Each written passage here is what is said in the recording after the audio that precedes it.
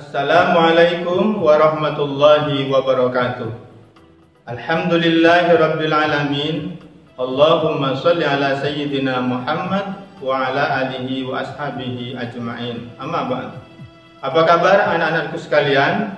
Harapan Bapak semoga kalian semuanya sehat walafiat. Semoga Allah Subhanahu wa taala melindungi kalian semuanya. Berjumpa lagi dalam video pembelajaran. Kali ini kita akan bahas tentang tanggung jawab.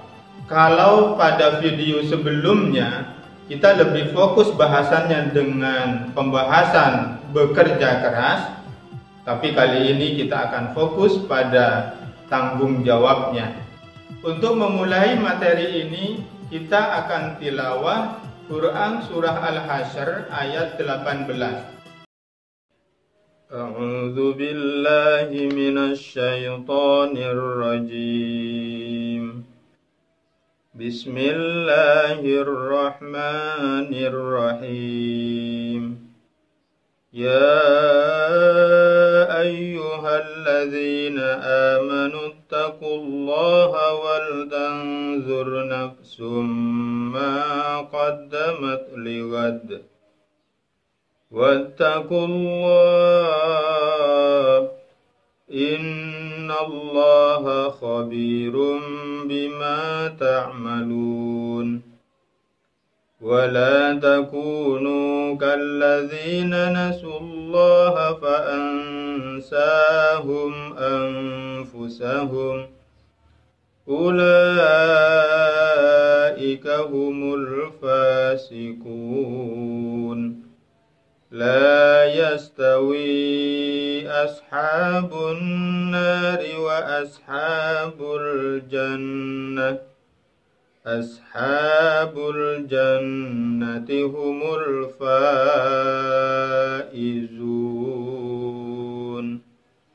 Sadaqallahul azim.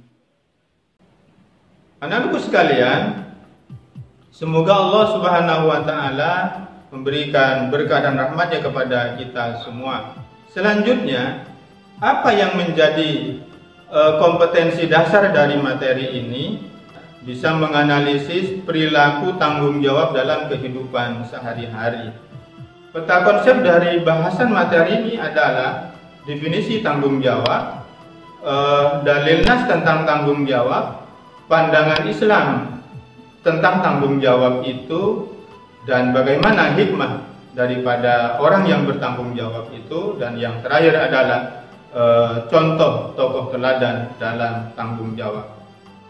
Selanjutnya, mari kita akan bahas satu persatu dari apa yang menjadi bahasan tanggung jawab. Pengertian tanggung jawab dalam Kamus Besar Bahasa Indonesia. Tanggung jawab diartikan sebagai keadaan wajib menanggung segala sesuatunya.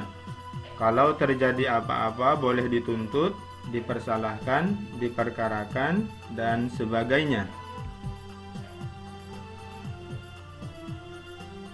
Pengertian tanggung jawab dikemukakan oleh sebagian ahli bahwa tanggung jawab adalah kesadaran manusia akan tingkah laku atau perbuatannya yang disengaja maupun yang tidak disengaja.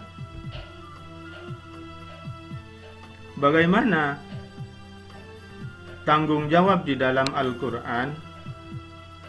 Di dalam Al-Quran terdapat sejumlah dalil nas, dalil dari Al-Quran yang menjelaskan tentang tanggung jawab. Di antaranya adalah dari Quran Surah Al-Isra, surah ke-17 ayat 36. A'udzu billahi minasyaitonir rajim. Bismillahirrahmanirrahim. Wala taqfu ma laysa laka bihi ilm. Innas sam'a wal basara wal fuada kullun ulaika kana anhu mas'ula.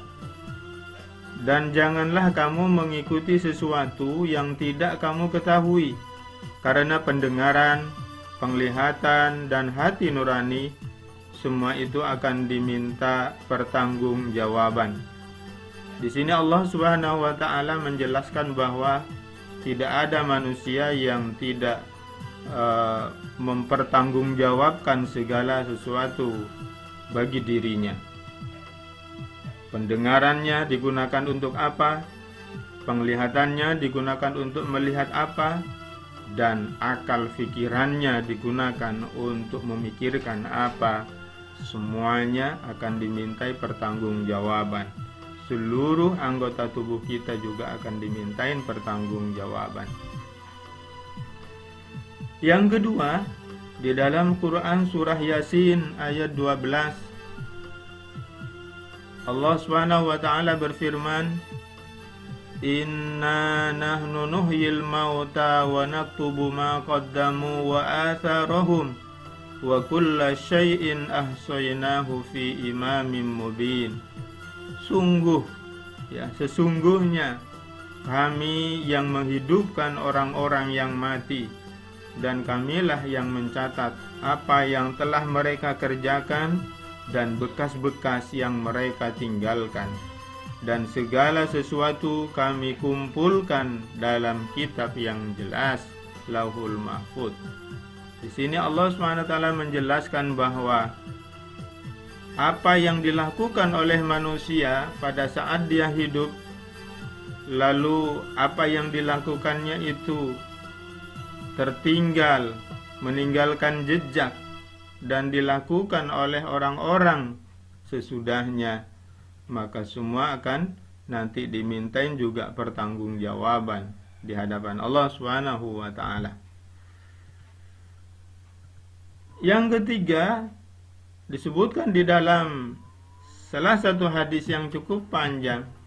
Di situ Rasulullah sallallahu alaihi wasallam menjelaskan bahwa kullukum ra'in famas'ulun an ra'iyatihi. Kalian semua, kata Rasulullah, adalah pemimpin dan bertanggung jawab terhadap rakyat yang dipimpinnya. Fal amirul ladzi 'alan nasi ra'in wa huwa mas'ulun anhum. Seorang raja, seorang kepala negara adalah pemimpin rakyatnya dan akan dimintai pertanggungjawaban atas kepemimpinannya itu. Demikian juga warrajulu ra'in ala ahli baitihi wa huwa mas'ulun anhum. Seorang suami adalah pemimpin bagi seluruh anggota keluarganya dan akan ditanya tentang kepemimpinannya itu. Wal mar'atu ra'itun ala baiti ba'liha wa waladihi wa hiya mas'ulatun anhum. Seorang ibu pun merupakan pemimpin bagi rumah tangga suaminya dan anak-anaknya, dan dia akan ditanya tentang kepemimpinannya itu. Bahkan kata Rasulullah, wal abdu ra'in ala mali sayyidihi wa huwa mas'ulun anhu. Ya, seorang budak pengelola harta majikannya adalah juga akan ditanya tentang pengelolaan harta itu. Ala fakullukum ra'in. Ingatlah bahwa kalian semua adalah pemimpin. Wa kullukum mas'ulun an ra'iyatihi. Dan setiap kalian semuanya akan ditanya, akan dimintain pertanggungjawaban atas kepemimpinannya itu.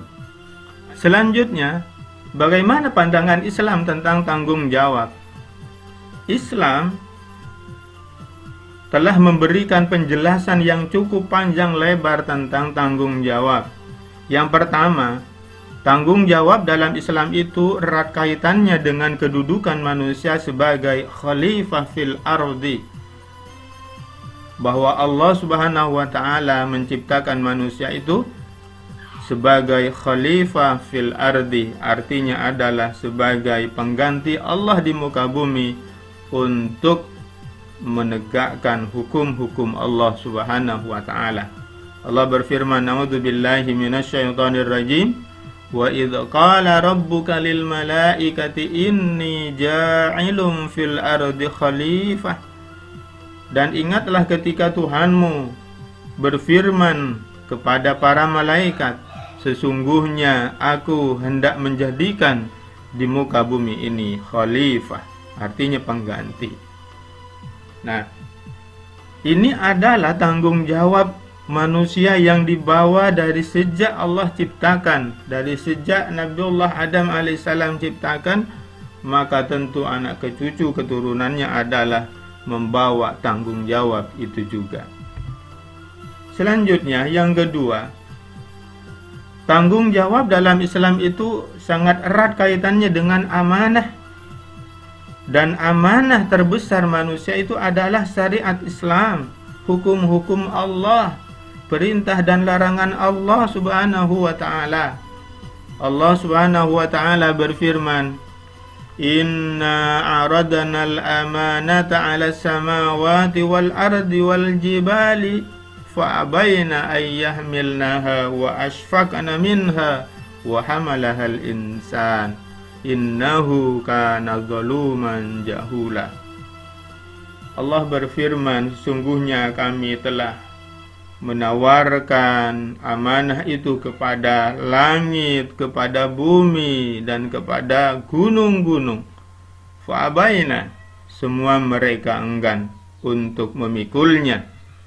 Wa asfaqna minha wa hamalahal insan. Mereka semua ini, langit, bumi, gunung, setelah mendapatkan amanah dari Allah Subhanahu wa taala, mereka untuk memikul amanah itu, lalu mereka enggan, menolak, tidak menerima amanah itu, dan amanah itu diemban oleh manusia.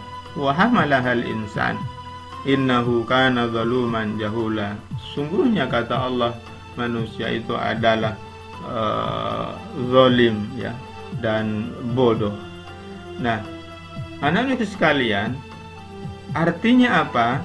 Allah telah memberikan amanah berupa syariat-syariat agama ini, dan nanti akan dimintain pertanggungjawaban di hadapan Allah Subhanahu wa taala.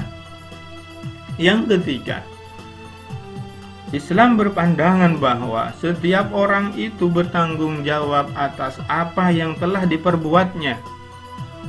Kullu nafsim bima kasabat rahina. Setiap orang itu bertanggung jawab atas apa yang telah dilakukannya. Maka sekecil apapun yang dilakukan oleh manusia itu akan dimintai pertanggungjawaban oleh Allah Subhanahu wa taala. Dan yang keempat, bagaimana Islam memandang tanggung jawab itu? Tanggung jawab itu tentu tidak hanya pada apa yang diperbuat, tetapi juga pada akibat serta bekas-bekas dari perbuatan itu. Dia telah melakukan sesuatu dan tentu itu menimbulkan akibat, maka dia harus mempertanggungjawabkan akibat yang timbul itu.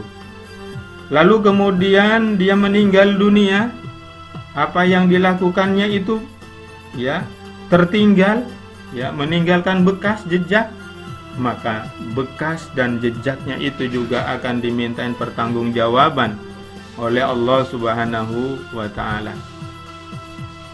Yang kelima adalah bahwa tanggung jawab seseorang berkaitan erat dengan kewajiban yang dibebankan kepadanya. Maka tentu seorang pemimpin negara, kepala negara, bertanggung jawab atas perilaku diri, keluarga, saudara-saudaranya, rakyatnya, dan seluruh rakyat yang dia pimpinnya di wilayah yang dia mendapatkan amanah kewajiban itu. Anak-anak sekalian, itulah tadi definisi pandangan Islam tentang tanggung jawab dan dalil-dalil nas yang menjelaskan tentang kewajiban manusia itu bertanggung jawab atas segala apa yang telah diperbuatnya. Adakah contoh teladan yang baik dari para pendahulu kita bagaimana mengamalkan perintah Allah tentang tanggung jawab ini? Selanjutnya kita akan saksikan contoh tokoh teladan dalam tanggung jawab. Bagaimana tokoh-tokoh terdahulu dalam melaksanakan amanah pertanggungjawaban ini? Tentu sangat banyak. Bahwa para pendahulu kita adalah orang-orang yang melaksanakan amanah dengan penuh tanggung jawab. Di antaranya ada Umar ibnul Khattab, khalifah kedua kaum muslimin. Umar bin Khattab adalah satu dari khulafaur rasyidin yang mendapatkan pujian dari Allah Subhanahu wa taala. Maka ketika Umar bin Khattab itu diangkat sebagai khalifah bagi kaum muslimin, maka dia sangat bertanggung jawab atas rakyat yang dipimpinnya. Dia memastikan agar seluruh rakyatnya terpenuhi kebutuhan-kebutuhan dasarnya. Bahkan jalan-jalan diperiksa, jangan sampai ada jalanan berlobang yang karenanya keledai itu jatuh terperosok. Nah, makanya Umar mengatakan, seandainya seekor keledai terperosok di kota Baghdad, niscaya Umar akan dimintai pertanggungjawabannya. Seraya ditanya mengapa tidak meratakan jalan untuknya. Begitulah gambaran sosok tokoh teladan kita, Umar ibnul Khattab, bahwa tidak ada sesuatu pun bagi seorang pemimpin itu yang bebas daripada tanggung jawab.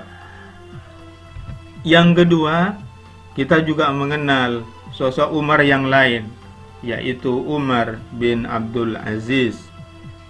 Dalam suatu riwayat, Umar bin Abdul Aziz itu dalam sholat tahajudnya selalu membaca Quran surah As-Saffat ayat 22 sampai dengan 24, dan dibacanya berulang-ulang. Isinya mengingatkan tentang tanggung jawabnya sebagai seorang pemimpin, bagaimana beratnya menjadi seorang pemimpin. Dan alhamdulillah, Umar bin Abdul Aziz telah menjadi teladan bagi kita. 2 tahun memimpin, menjadi khalifah bagi kaum muslimin, telah berhasil membawa masyarakat, membawa negara pada kemakmuran yang tinggi. Apa hikmah yang diberikan oleh Allah Subhanahu wa taala kepada hambanya yang dia melakukan sesuatu dengan penuh tanggung jawab? Anak sekalian, apa hikmah daripada tanggung jawab itu? Orang yang melaksanakan amanah dengan penuh tanggung jawab itu akan mendapatkan apa? Ya, tentu ada hikmah yang besar dari penunaian amanah dengan tanggung jawab itu. Yang pertama adalah dia akan mendapatkan kasih sayang dan ridho Allah Subhanahu wa taala. Kenapa? Karena dia sebagai seorang muslim yang telah melaksanakan amanahnya atas kewajiban-kewajiban yang dibebankan kepadanya. Yang kedua, untuk di dunia dia juga akan mendapatkan kepercayaan dan penghargaan dari masyarakat. Dipandang oleh masyarakat sebagai orang yang penuh tanggung jawab ketika masyarakat memberikan amanah kepada dirinya. Yang ketiga, tentu akan mendorong pelaku dan pemangku kepentingan untuk lebih mudah dan cepat sukses. Yang keempat, akan mendapatkan solusi dan pengembangan yang tepat. Dan yang kelima adalah akan merasa salahkan, ya. Yang kelima adalah akan merasakan lebih tenang, aman dan nyaman dalam segala hal. Kenapa? Karena dia adalah orang yang bertanggung jawab atas apa yang telah dilakukannya. Itulah ternyata hikmah yang diberikan oleh Allah Subhanahu wa taala kepada hamba-hambanya. Kenapa Allah memerintahkan kepada hamba-hambanya itu agar memperhatikan setiap perbuatannya, karena akan dimintain pertanggungjawaban. Alhamdulillahirabbil alamin. Demikian pembahasan kita tentang tanggung jawab. Semoga kalian bisa mengambil hikmah, mengambil faedah daripada apa yang barusan kita simak. Semoga saya dan kalian semuanya bisa memperhatikan setiap apa yang akan kita berbuat, karena semuanya akan dimintain pertanggungjawaban oleh Allah Subhanahu wa taala. Semoga kita semuanya tergolong ke dalam hamba-hamba Allah Subhanahu wa taala yang soleh. Wa'afu minkum. Wassalamualaikum warahmatullahi wabarakatuh.